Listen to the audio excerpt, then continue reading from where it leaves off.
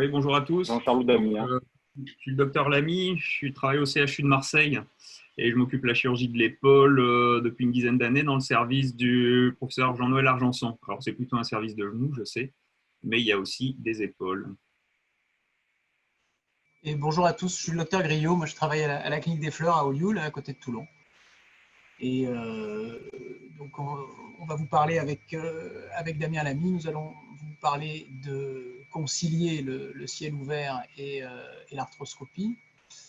Donc là il faut que je partage, là je vais avoir besoin d'aide, là je partage mon écran pour qu'on mette le topo. Ouais, je suis en train de partager l'écran. Est-ce que, donc vous allez me dire, je lance le diaporama, on va vérifier que ça fonctionne. On a vérifié tout à l'heure que ça démarre. Voilà. Est-ce que tout le monde peut voir le diaporama?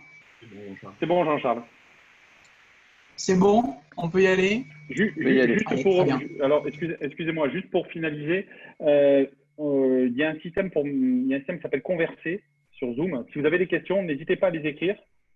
Et Thibaut Poujat posera les questions au fur et à mesure ou à la fin à Jean-Charles et Damien. Allez. C'est bon, Jean-Charles, tu peux y aller. On y va. Donc, la question que nous nous sommes posée il y a maintenant quelques années, c'était peut-on et comment concilier le ciel ouvert et l'arthroscopie dans la butée de la targée. Donc, dans la butée de la targée, on le sait, on a besoin d'un positionnement précis. Et une des difficultés à laquelle nous nous retrouvons souvent confrontés, c'est l'exposition glénoïdienne. On a commencé le projet fin 2013 et l'idée à l'époque, c'était d'utiliser l'outil arthroscopique pour améliorer la vision intra-articulaire, mais aussi pouvoir faire des gestes associés à la butée. À l'époque, donc 2014, les techniques full arthro étaient déjà décrites et nous nous sommes rendus compte des difficultés que nous pouvions avoir à utiliser ce type de technique. Et quand je dis nous, c'est quand même l'ensemble de la communauté. Et puis, le symposium donc, de la SFA en 2015 a malheureusement confirmé nos craintes en concluant une intervention complexe avec une courbe d'apprentissage, des complications neurologiques sous arthroscopie, peu de possibilités de rattrapage. Bref, ce symposium a confirmé nos craintes. Toutefois, ce symposium a eu l'immense avantage de nous apprendre quelles étaient les difficultés rencontrées lors des techniques full arthro. Et donc, les principales difficultés au latargé arthroscopique sont la multiplicité des voies d'abord, l'exposition de la coracoïde qui doit être faite sous endoscopie, donc sous arthroscopie extra-articulaire, avec les difficultés techniques que l'on connaît, de contrôle du saignement, notamment la hauteur et la réalisation du split, le positionnement des broches et le fait que pour cette technique, un ancillaire était obligatoire pour des raisons de reproductibilité dans le positionnement des broches. Et alors, au fait, si on regarde un peu ce qu'on fait en chirurgie en général, je pense surtout à la chirurgie du genou, c'est quand on fait une ligamentoplastie, quand on fait un ligament croisé antérieur, on fait un prélèvement à ciel ouvert, que ce soit le tendon rotulien ou les ischio-jambiers, et ensuite on se sert de l'outil arthroscopique pour avoir une bonne vision intra-articulaire, et la vision arthroscopique est bien meilleure que la vision à ciel ouvert, et pour éventuellement des gestes associés. Donc c'est vraiment cette philosophie-là qu'on a voulu transposer à l'intervention de la targée, à savoir un prélèvement à ciel ouvert, et ensuite se servir de l'outil arthroscopique pour ce en quoi il nous était le plus profitable, une bonne exposition intra-articulaire et éventuellement des gestes associés. Alors, il y a eu tout un cahier des charges pour la création justement d'un viseur qui serait adapté à la fois au ciel ouvert et à l'arthroscopie. Ce viseur, il allait falloir qu'il soit préhenseur, qu'il tienne la butée. On verra un peu plus loin pourquoi. Ce viseur, il allait falloir qu'il protège les parties molles pour ne pas risquer, lors des opérations de méchage par exemple, de léser les éléments nobles qui, nous le verrons, sont très proches du viseur. Ce viseur, nous avons décidé de mettre une patte de visée intra-articulaire, on verra là aussi pourquoi, et cette patte, elle sera réglable selon ce que nous avons appelé l'offset coracoïdien, c'est-à-dire en fait le déport latéromédial que nous souhaitions mettre sur la butée. Ce viseur permet de garantir le bon parallélisme des vis et nous avons là aussi créé une vis 3.5 qui est dédiée. Voilà, alors le débat à l'heure actuelle, ça n'est plus arthro ou pas arthro. Nous, on a évolué vers le concept plutôt de réfléchir à une planification préopératoire, et à l'issue de cette planification, soit on a le sentiment qu'une butée isolée est suffisante, et là on pourra faire une intervention type Latarjet à ciel ouvert classique, soit on veut, pour différentes raisons, associer un geste de type comblement d'encoche ou bancarte associée, et là on se tournera vers une technique hybride avec un prélèvement à ciel ouvert et ensuite un temps arthroscopique. Voilà, je passe la main et la parole à Damien Lamy, si tu nous entends, Damien. Oui, oui, vous m'entendez. Est-ce que... Ouais, c'est bon, pour parler de l'arbre décisionnel. Okay, donc comme vient le dire Jean-Charles, ça a été la suite de notre réflexion, donc on est toujours dans le pourquoi en fait.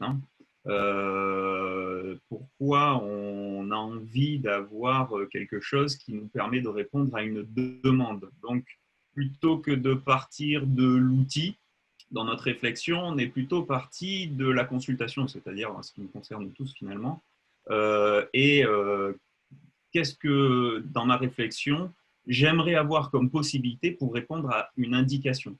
Et donc, c'est de là qu'on a un peu établi ça. Alors, il n'y a rien de... Tout est écrit, hein, on n'a rien inventé.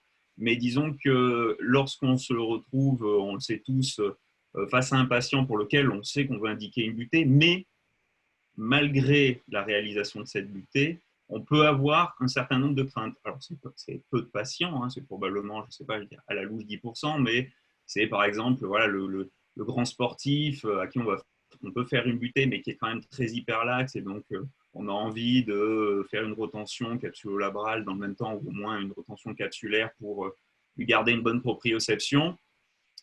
Et en particulier aussi ces énormes lésions de Hill-Sachs, avec la crainte éventuelle que malgré l'augmentation de la distance antéro-postérieure de la glène grâce à la butée, on garde une lésion qui pourrait rester off-track sur cette encoche. Et si on arrive à anticiper cela et qu'on a un outil disponible pour y répondre, dans ces cas-là, on peut également anticiper nos besoins et planifier notre intervention de manière un petit peu plus, on va dire, optimale en termes de matériel, de temps opératoire et ainsi de suite.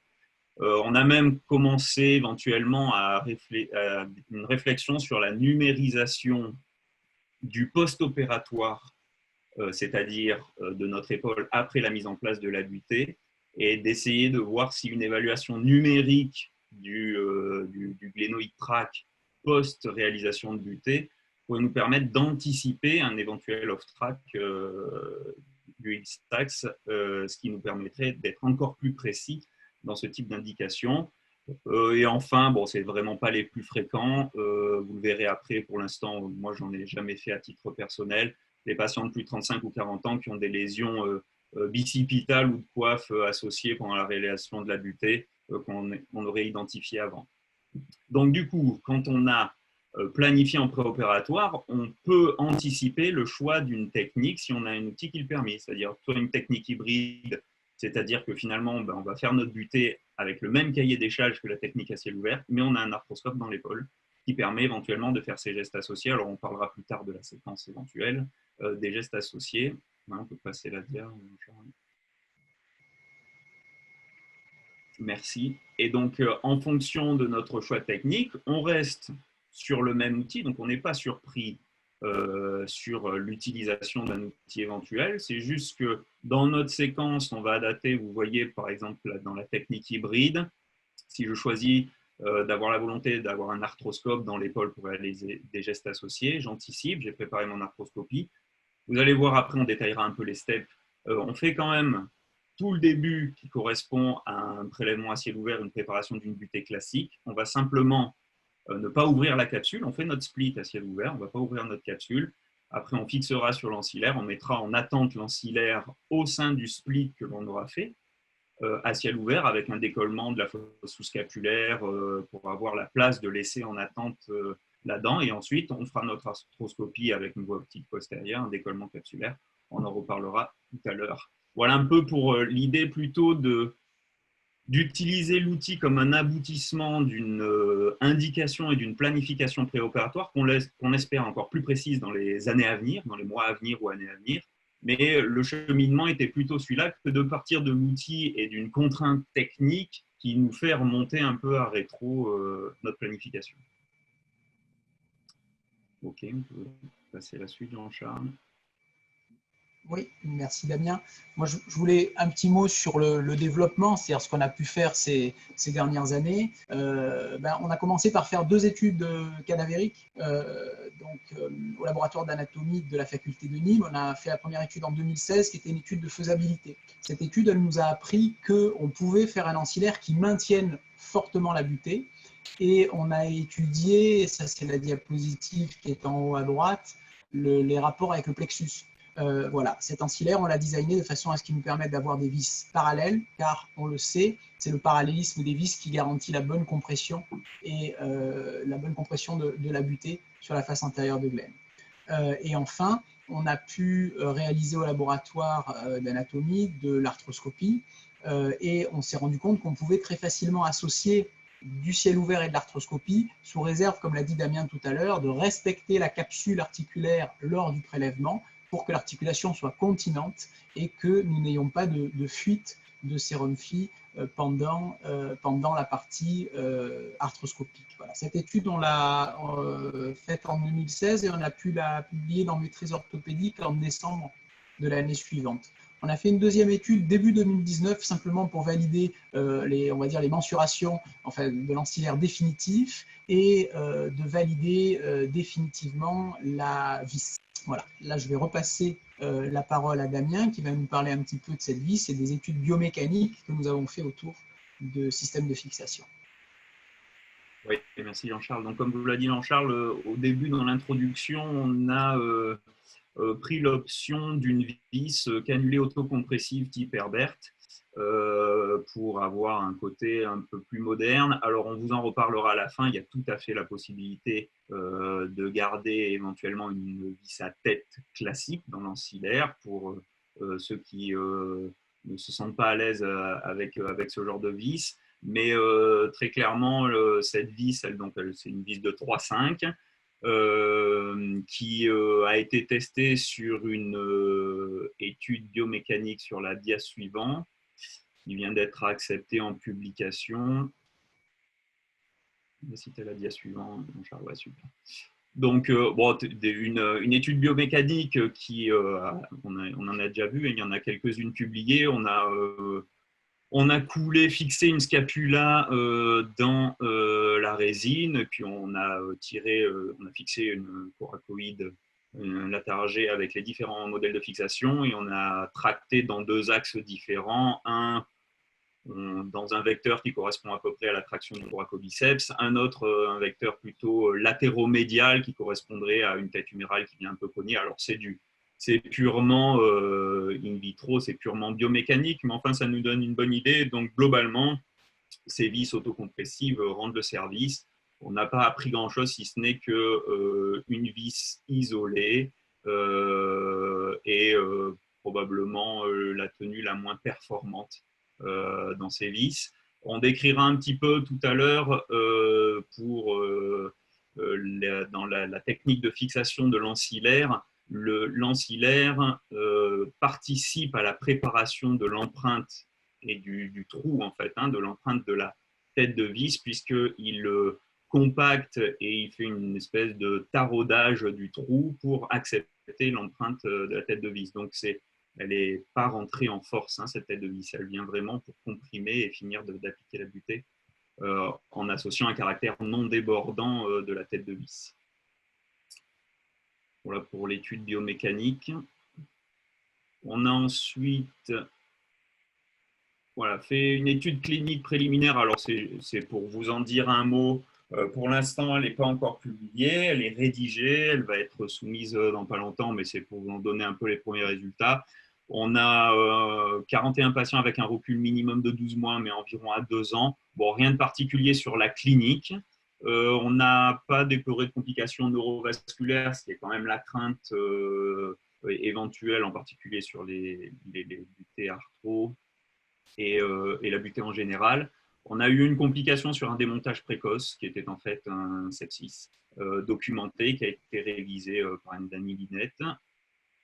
Et dans l'analyse un petit peu plus précise, même si c'est une précision limitée puisque c'est une étude préliminaire, globalement, on est quand même un peu plus long quand on fait de l'hybride, mais ça reste raisonnable. Ça n'a jamais excédé 1h30 globalement.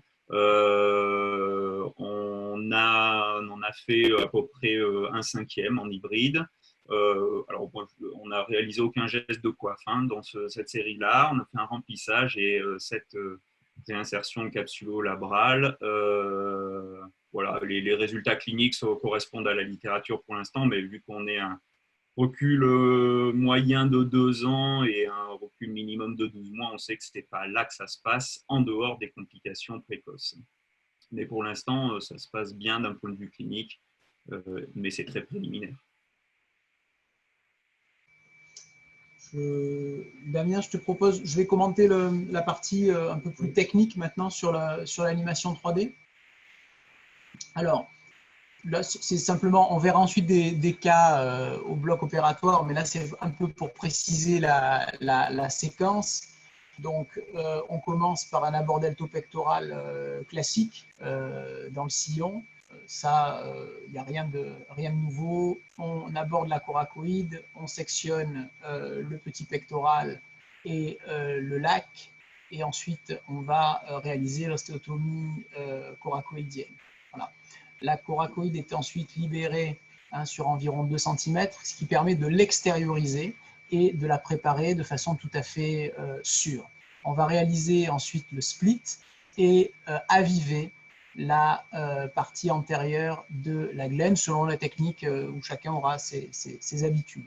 Alors, cette technique-là, on peut le faire sous arthroscopie comme un Bankart, mais j'y reviendrai. La butée, on va mesurer sa largeur, donc ici on a une butée de 18 par exemple, et reporter la largeur coracoïdienne par lecture directe sur la patte de visée de l'ancillaire. L'ancillaire dispose d'une deuxième patte, qui est une patte temporaire, qui va permettre de pincer la butée et de venir la solidariser. Donc on met 2 canons réducteurs et 2 broches qui vont être bicorticales au niveau de la butée. On va ensuite mécher de façon bicorticale la butée et vous voyez les canons de visée vont être vissés et ils présentent une empreinte qui va ensuite accueillir, c'est ce qu'on disait tout à l'heure, la tête de vis. Donc c'est à la fois une fraise à chambrer et aussi c'est ce système vissé qui permet de solidariser l'ancillaire. Donc là, on a mis en place l'arthroscope, on a pu le mettre en place tout à l'heure pour préparer la glène, un peu comme un Bankart. On enlève la patte temporaire et on va glisser la butée à travers le split, sous contrôle arthroscopique, nous le verrons tout à l'heure, de la patte. On va ensuite, quand la patte est bien positionnée, pousser nos broches et mesurer par lecture directe, les broches étant bicorticales, les longueurs de vis souhaitées. À partir de là, on retire la canule inférieure, on mèche la corticale antérieure de la glène et on met la vis. Tout ça, ça se fait quasiment à l'aveugle, par devant, on ne voit pas ce qu'on fait, le contrôle est arthroscopique. Idem donc, on mèche et on met la vis proximale, c'est la même technique. Une fois que les vis sont en place, l'ancillaire n'est plus solidaire, il peut être retiré. Voilà. La patte de visée nous a garanti un bon déport médial de la butée, ce qui fait que la butée va être affleurante, on va y revenir tout à l'heure. Donc voilà un peu le principe de l'intervention dite hybride. Alors, je vais tout de suite continuer. Donc là, je vais parler de la technique ciel ouvert, histoire que vous ayez un peu les comparatifs ciel ouvert et hybride, en sachant que toute la partie initiale est la même, donc qu'on soit sous arthroscopie, enfin technique hybride ou à ciel ouvert, on commence dans tous les cas par un abord deltopectoral classique qui va démarrer sous la pointe de la coracoïde. Voilà, le prélèvement coracoïdien, donc par rapport à ce que j'ai dit tout à l'heure, une scie angulée à 90 degrés, c'est l'idéal, ça permet de limiter vraiment la partie proximale de l'incision. Il faut, avec cette ancillaire, il faut prélever une butée avec un grand axe minimum de 16. Ça, c'est important parce que l'anthrax entre les deux vis est de 9,5 et il n'est pas modifiable. Donc, la première chose que je fais quand je prélève la butée, je mesure son grand axe. L'idéal, c'est 20 mm, hein, c'est le Latarjet classique. Entre 16 et 20, on peut tout à fait mettre les deux vis. En dessous de 16, attention, ça va être compliqué d'avoir l'anthrax pour positionner les vis. Pour préparer et aviver la butée, ben, vous voyez sur la diapositive en bas, on peut tout à fait l'extérioriser, hein, même si on a fait un petit abord pour la technique arthroscopique, on peut extérioriser la butée et la préparer de façon tout à fait safe. Voilà, donc ça, c'est une vue opératoire. On libère le tendon conjoint. Vous voyez que la butée est très facile à mobiliser et qu'on peut l'extérioriser pour sa préparation. Ça, c'est ce que j'ai dit tout à l'heure, c'est la mesure. Donc, on a une petite réglette qui permet de mesurer la largeur de la butée et on va immédiatement reporter cette largeur sur la patte dite offset, qui est la patte de visée que nous retrouverons tout à l'heure en intra-articulaire. À partir de là, c'est là que on a choisi, on a planifié en préopératoire, c'est là que les chemins se séparent. Soit on est sur une technique ciel ouvert, auquel cas on continue, on fait un split, on met en place les écarteurs, on avive la glène, et on va solidariser, je vais vous montrer comment, la butée l'ancillaire. Soit on est sur une technique hybride, auquel cas on fait son split de la même façon, et là on solidarise l'ancillaire. Comme l'a dit Damien tout à l'heure, on laisse la butée en attente dans le split et on attaque l'arthroscopie en commençant par les gestes associés. Remplissage du encoche ou libération type bancarte et avivement de la partie antérieure de la glène. Pour du ciel ouvert, donc ça c'est la solidarisation, on met en place cette petite patte temporaire qui maintient la butée, qui la plaque et qui garantit son bon centrage. Et le centrage de la butée, c'est fondamental parce que c'est ça aussi qui garantit de limiter le risque de fracture lors de l'introduction des vis. Ensuite, on met en place donc, les deux canons, donc la butée est maintenue par les deux pattes et par l'aide opératoire qui empêche la butée de glisser vers le bas par attraction du tendon conjoint. On va ensuite donc mettre les broches. Les broches, on va les positionner bicorticales, voilà, au niveau de la butée. Ensuite, on mèche la butée. Et ça, c'est une étape qui est importante et qui, là aussi, je pense, réduit le risque de fracture, de mécher la butée. Puis ensuite, on va remettre le canon que l'on va visser. Alors là, c'est important d'avoir un contre-appui pour visser ce canon. Et c'est la prise du canon dans la butée qui va permettre de la solidariser et de maintenir la butée. On peut ensuite larguer la patte et vous voyez très bien qu'on va pouvoir mobiliser la butée. Elle est maintenant parfaitement solidaire ancillaire. On peut la mobiliser dans tous les plans. Voilà, là, donc la glène a été préparée et on retrouve les écarteurs. Là, les écarteurs ont été mis en place et je vais peut-être remettre la vidéo une deuxième fois, si j'y arrive. Ici, voilà, je relance la vidéo pour qu'on voit bien si j'y arrive. Voilà, l'effet un peu joystick, on peut parfaitement manipuler la butée grâce à cette solidarisation. Voilà, une fois que la position de la butée, donc là ici à ciel ouvert, hein, classique, nous paraît satisfaisante, on va mettre en place les deux broches, en commençant, on le voit ici, par la broche inférieure.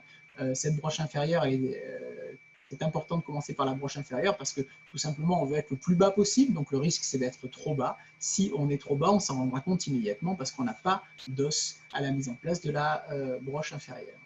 Voilà, on va ensuite mesurer à l'aide de la réglette les longueurs de vis, ce qui nous permet donc de les faire servir. Et ensuite, donc, on va retirer le canon, puis mécher à nouveau, parce qu'il est important de mécher la corticale antérieure de la glène, qui est souvent très scléreuse, donc on mèche. Mais là, attention, on mèche de façon unicorticale. Les broches ont été mises en place de façon bicorticale. On ne mèchera que la corticale glénoïdienne antérieure. Après, les vis sont autotaraudeuses. Et ça permet en fait, quand on retire la mèche, de ne pas retirer la broche, évidemment. Et ensuite, on va positionner la vis. Donc vous voyez très bien ici sur cette vidéo la vue intra-articulaire qu'on peut avoir et le contrôle intra-articulaire qui est très bon. Voilà.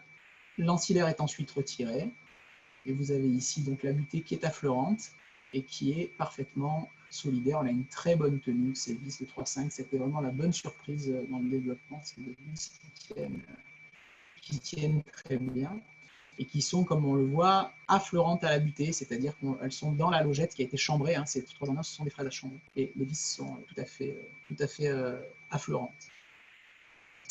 Voilà, je vais passer la parole à Damien pour la partie maintenant arthroscopique, la technique hybride. Oui, donc là, la particularité, c'est que l'objectif, c'était d'avoir quelque chose qui facilite la vie plutôt que de la compliquer, en gardant nos objectifs sur notre indication. Donc, c'est pour ça, comme vous l'a dit Jean-Charles, il y a une séquence en fait, qui est un petit peu différente. Alors, désolé, on a paumé la vidéo où on voit le split du sous-cap à ciel ouvert avec la capsule fermée, mais je crois que tout le monde voit à quoi ça correspond, évidemment. Donc, effectivement, on s'arrête, on fait notre prélèvement coracoïdien, on avive notre coracoïde, on la met en attente, on fait notre split, comme ce qu'on fait à ciel ouvert, donc on choisit parfaitement la hauteur, on l'ouvre sur une bonne largeur en latéromédial, comme ça on est sûr qu'on n'est pas bridé, on peut libérer tout, on va bien chercher notre capsule, on peut décoller un peu la fosse sous-scapulaire avec une compresse comme ce qu'on fait à ciel ouvert pour être certain qu'on a bien de la place.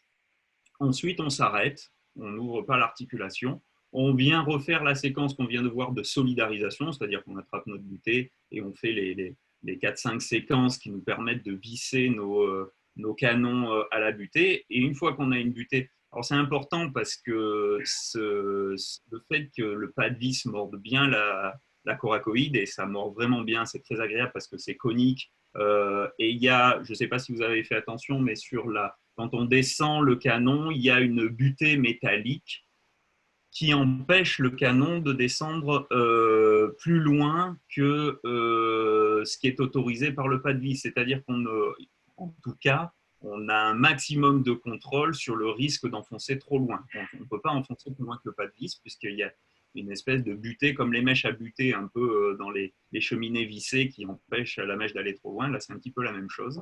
Donc, une fois qu'on est bien solidaire, on a vraiment quelque chose qui permet de manipuler la butée dans tous les sens. C'est-à-dire qu'on peut avancer, on n'est pas bien, on peut reculer, ne pas perdre la butée, re-avancer. On peut la tourner à 90 pour aider à passer le split. Donc, on a vraiment quelque chose qui tient. Et c'est probablement l'équation, une des réponses à l'équation pour solutionner les choses, c'est vraiment cette préhension.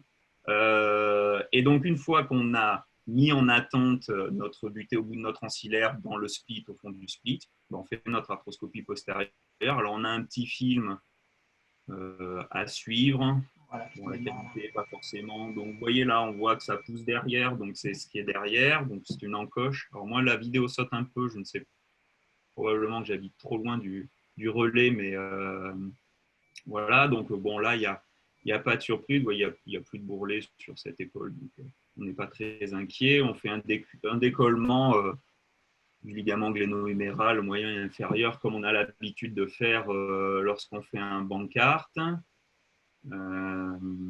Voilà, on commence notre décollement. Donc là, si on décide de réaliser un remplissage, c'est tout l'intérêt d'ailleurs, il vaut mieux positionner les broches à ce moment-là, avant d'avoir mis la butée, comme ce qu'on fait quand on fait un remplissage, un INSAX remplissage classique, c'est-à-dire qu'on fait notre positionnement d'encre et notre préparation du remplissage après le décollement capsulo-labral, mais avant de l'avoir fermé pour pouvoir translater la tête en antérieur avec l'aide qui pousse à la partie postérieure du deltoïdien là, pour emmener la tête vers l'avant.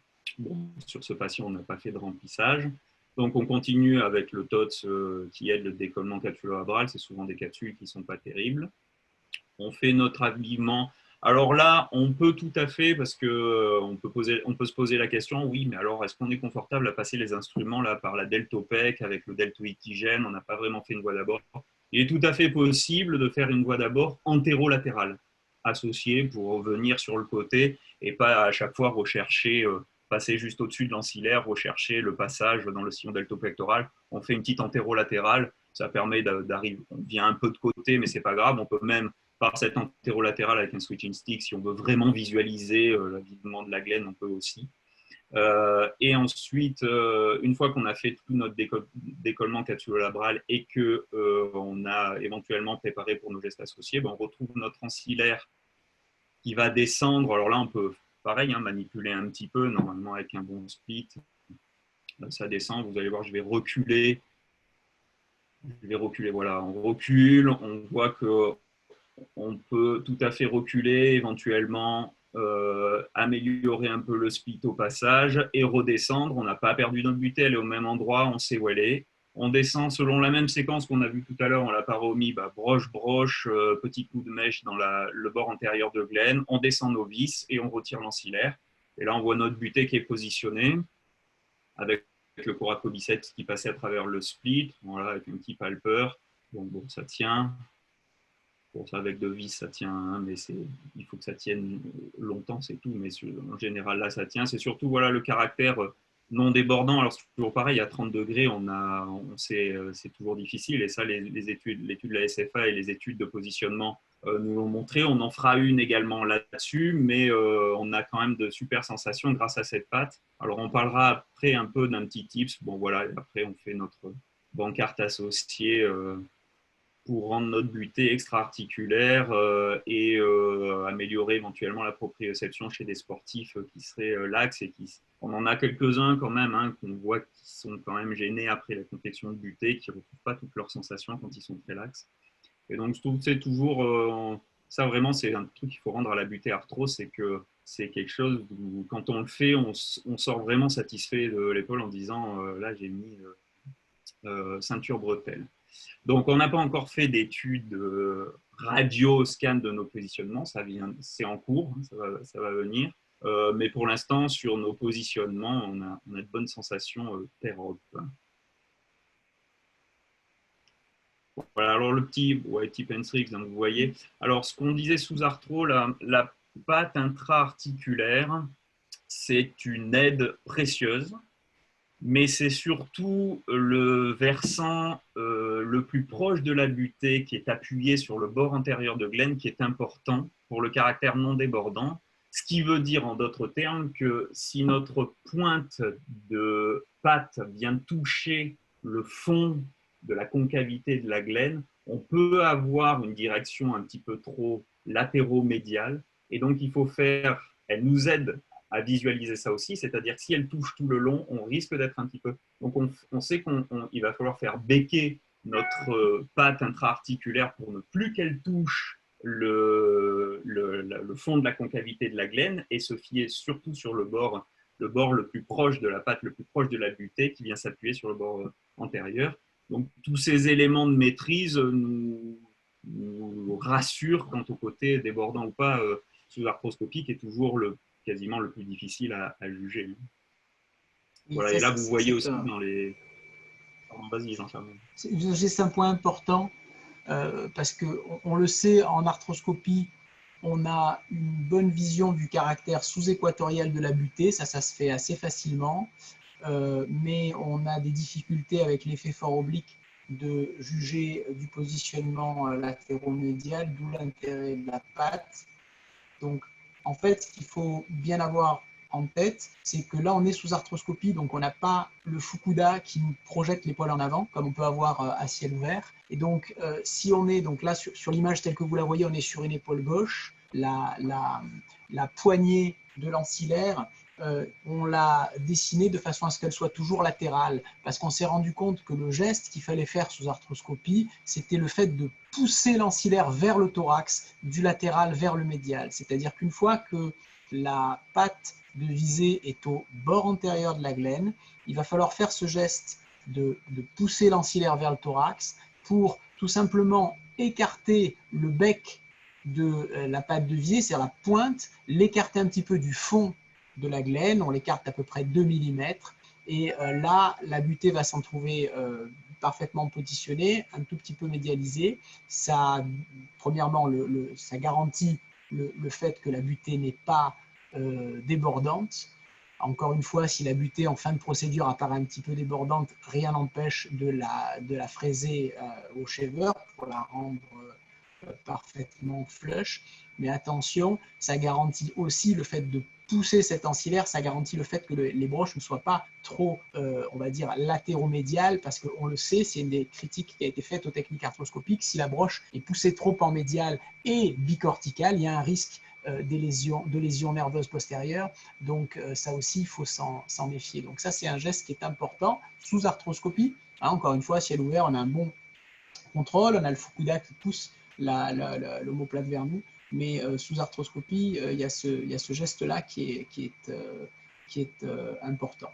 Voilà. Et après, là aussi, dans la technique arthroscopique, il y a un peu un cap à passer qui est que quand on descend la butée, on ne voit que cette patte de visée, on n'a pas de contrôle par voie antérieure, comme on peut l'avoir à ciel ouvert. Donc il faut vraiment se fier à cette patte et on tire les broches, on a l'impression de les tirer à l'aveugle. Alors on a juste une sensation d'être dans l'os, la sensation de passer les deux corticales, mais c'est vrai qu'au début on n'a pas de contrôle direct de ce qu'on fait, mais la patte, du fait qu'elle a été pré-réglée avec l'offset coracoïdien mesuré au départ, garantit le bon positionnement de la butée.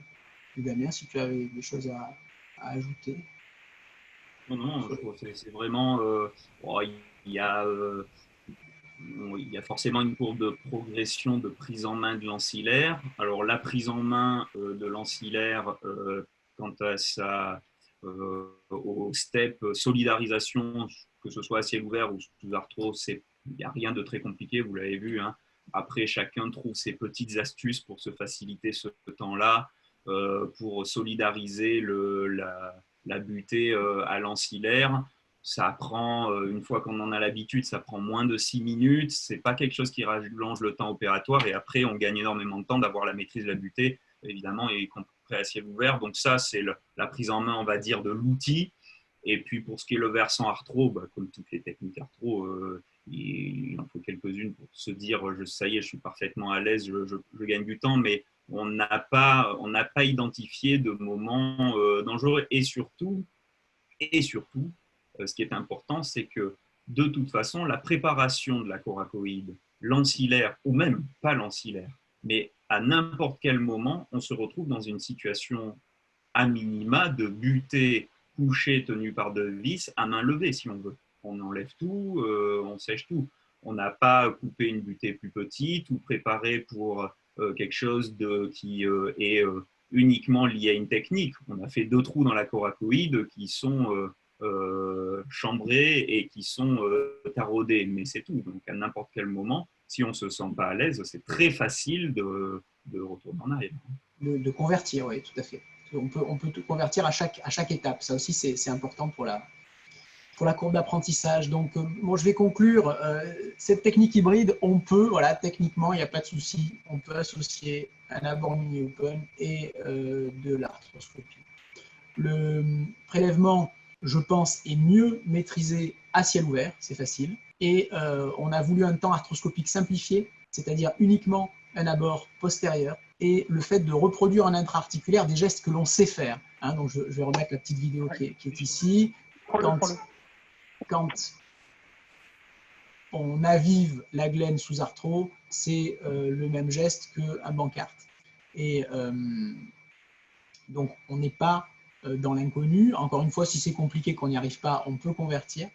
Et le fait qu'on ait un ancillaire qui soit identique, que ce soit à ciel ouvert ou en technique hybride, moi je trouve que ça facilite la courbe d'apprentissage parce qu'on va faire ces premiers cas, on va commencer par du ciel ouvert, ça nous familiarise avec la phase de solidarisation de l'ancillaire à la butée, puis quand on maîtrise cette phase-là, on peut petit à petit mettre un arthroscope dans l'articulation, on peut convertir à tout moment.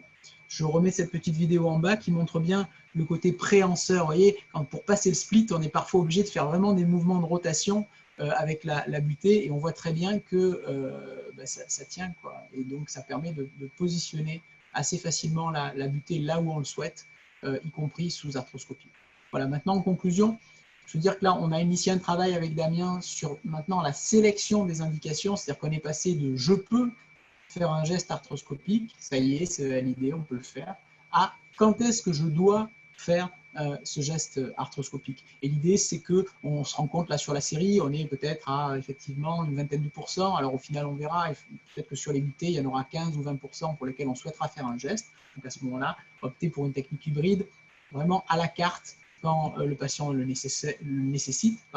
Maintenant, si effectivement on n'a pas de nécessité, va faire un remplissage, on restera sans doute sur une butée classique ciel ouvert. Voilà. Donc j'espère qu'on a pu concilier le ciel ouvert et l'arthroscopie. Et je vous remercie pour votre présence ce soir. Et puis merci à l'équipe de NuClip pour tout le support technique qui nous a permis de réaliser ce webinaire. Merci à tous.